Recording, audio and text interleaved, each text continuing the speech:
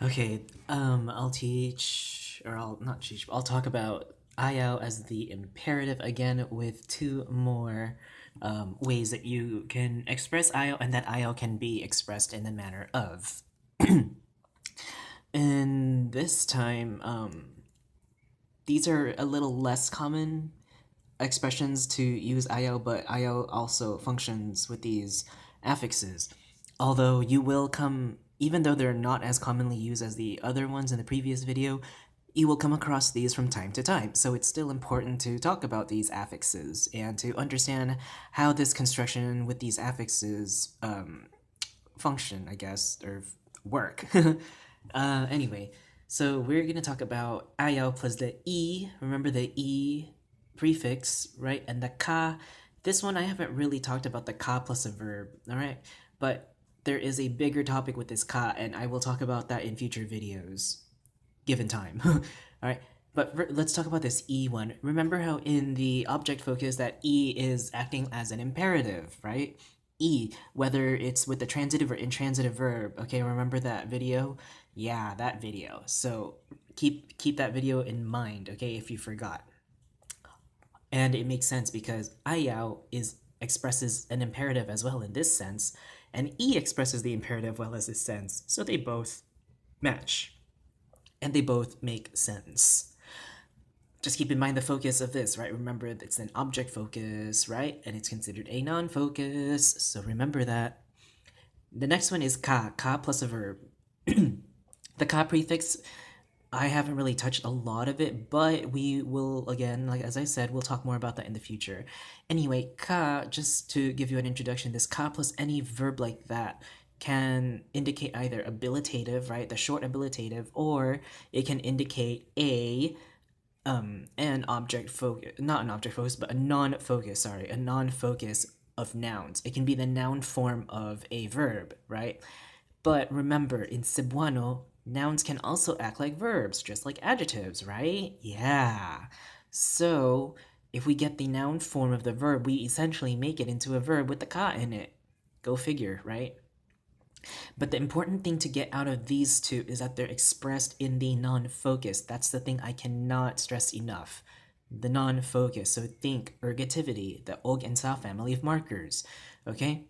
And the last one is, again, expressed in the non-focus as I said, right? For both. But since E and Ka are both expressed in non-focus, they don't need to have or use og. Og, okay? No need for using og here. So aya og, no need. You just can use aya plus these affix markers because these affix markers already express the non-focus. Versus the previous video where we talked about the verb root by itself, the verb in its raw form, it needs to have og. With bag, it's also an exception because bag is the imperative form. Remember, it's an imperative form, and it's similar to the pagka prefix. If you forgot, watch that video. Here on the left side, I have examples of E. Ayaw ibaligya, blah blah blah blah blah, right? Ayaw ilabay, blah blah blah blah blah. Ayaw ihatag, blah blah blah blah blah, right?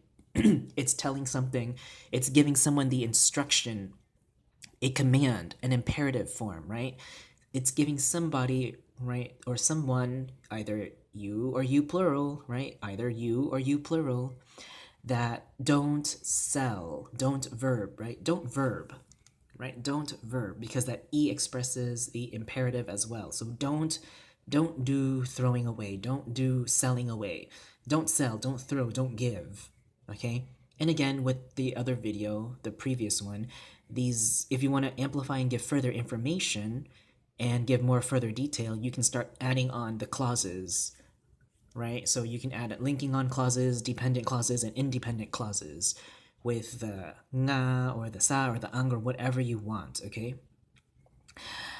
And here on the right hand side, we have the kas, right? Ayaw kahadlok, ayaw katuo, ayaw kalimot, ayaw kabalaka, right?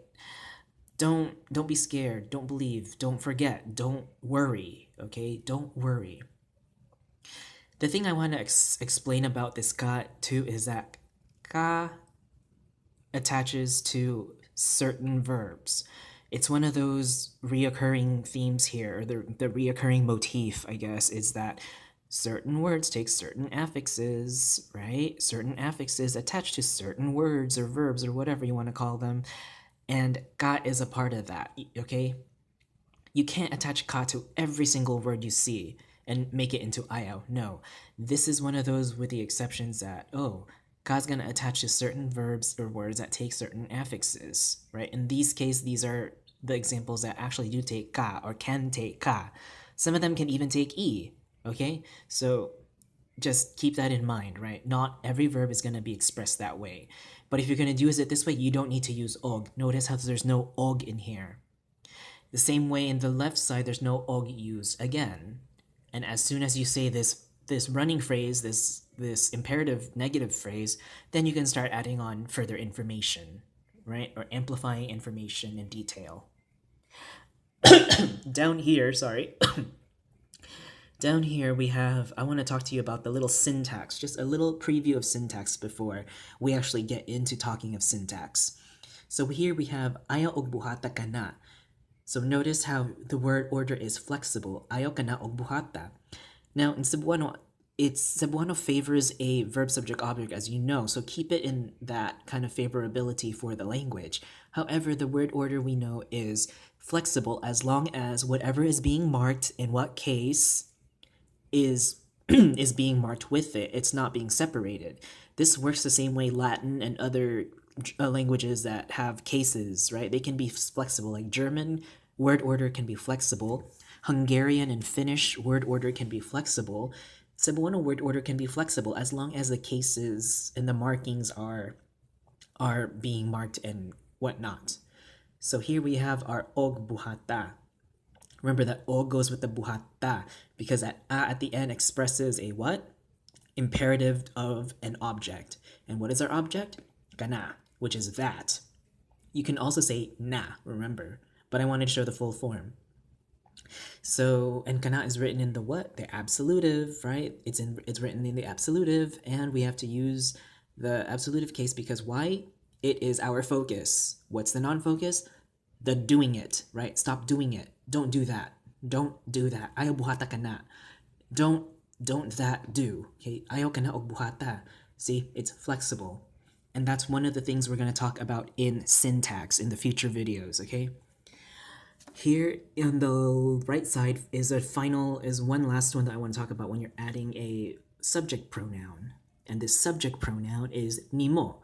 Now remember, ayaw og, remember, it expresses the non-focus. Therefore, we use the non-focus, which is the ergative case of the subject pronoun, nimo. And remember, it expresses it in the second person singular or second person plural.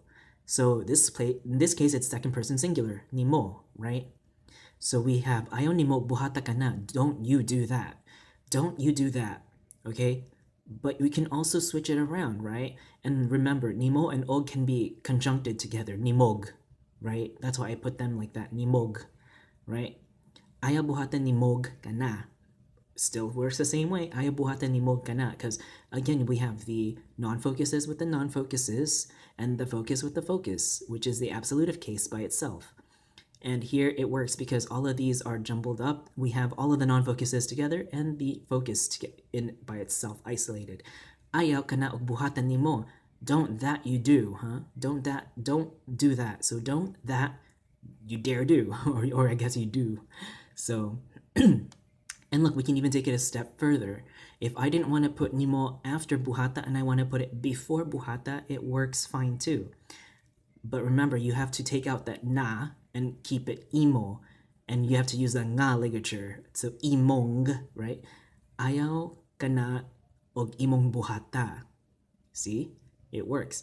Ayaw ka na og imong buhata. Ayaw ka na og buhata nimo. So again, the pre and the post positions, and that's why I cannot stress enough that you have to understand and memorize by heart how these vocabularies function and how they are and what they are. So if you don't know what they are and you don't know how they function, well, you're SOL.